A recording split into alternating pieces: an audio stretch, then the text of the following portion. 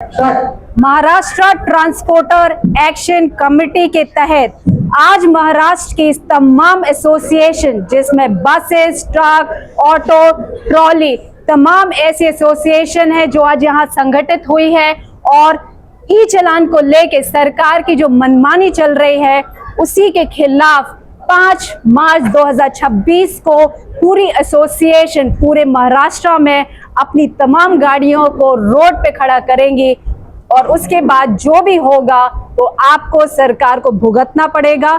इसी से हम इन मुद्दे पे इनसे बात करेंगे कि आखिर इनके असल मुद्दे क्या हैं। तो आप मुझे ये बताइए कि आप सरकार से क्या डिमांड कर रहे हैं? सरकार को हाथ जोड़ के विनती कर रहे हैं। 8 महीने पहले एक कमेटी बनी थी, उसका रिपोर्ट आज दिन तक आया नहीं है।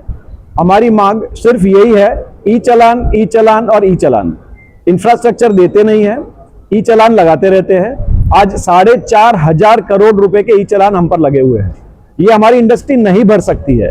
हमको इस ई चालान से छुटकारा चाहिए। अभी फिलहाल नई नीति आई है जिसमें ई चालान में कुछ चेंजेस आए हैं, उसके बारे में थोड़ा जानकारी दीजिए। इससे बढ़िया हमने कहीं नहीं देखा है, इससे बड़ा अतिरेक कहीं नहीं देखा है हमने। अब ये कह रहे हैं कि वो ई चालान सही हो गलत हो, एक बार अगर ई चालान इशू कर देंगे तो ये हमारी जिम्मेवारी रहेगी कि हमने वो ई चालान को कॉन्टेस्ट करना। हमने उसको 15 दिन के अंदर ग्रीवेंस में डालना। ग्रीवेंस में भी उसी को डालना है जिसने हमको इशू किया है।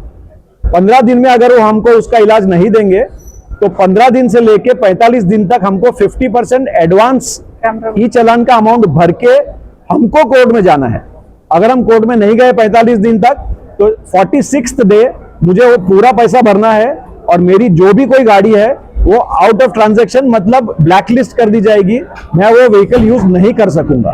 अगर मैंने पैसा नहीं भर सका, उसमें ये भी प्रावधान है कि मेरे घर को भी वो अटैच कर सकते हैं, तो ये हम धंधा नहीं कर सकेंगे। ऐसा कोई भी प्रावधान हमें मंजूर नहीं है, इसको बदलना होगा।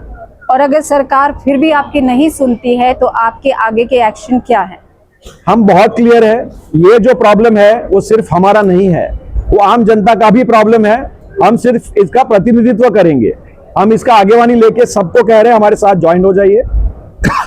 अगर ये सरकार ने हमारी बात नहीं सुनी तो हम 5 तारीख तक वेट करेंगे। 1 से 1.25 लाख गाड़ियां 5 तारीख को आजाद मैदान में आएगी। अगर उसके बावजूद भी नहीं सुनवाई हुई तो 5 तारीख मध्य रात्रि से हम बेमुदत सारी गाड़ियां बंद कर देंगे। हम सरकार से अनुरोध करेंगे कि ट्रांसपोर्टर्स और जो आम जनता है लगातार ई चालान से परेशान हो रही है, इसीलिए इसका ऐसा संज्ञान लीजिए कि हर किसी के हित में ये हो। और क्योंकि ट्रांसपोर्ट इंडस्ट्री के बिना इकोनॉमी नहीं चल सकती है, इस पे भी जरूर ध्यान दीजिएगा। नमस्कार।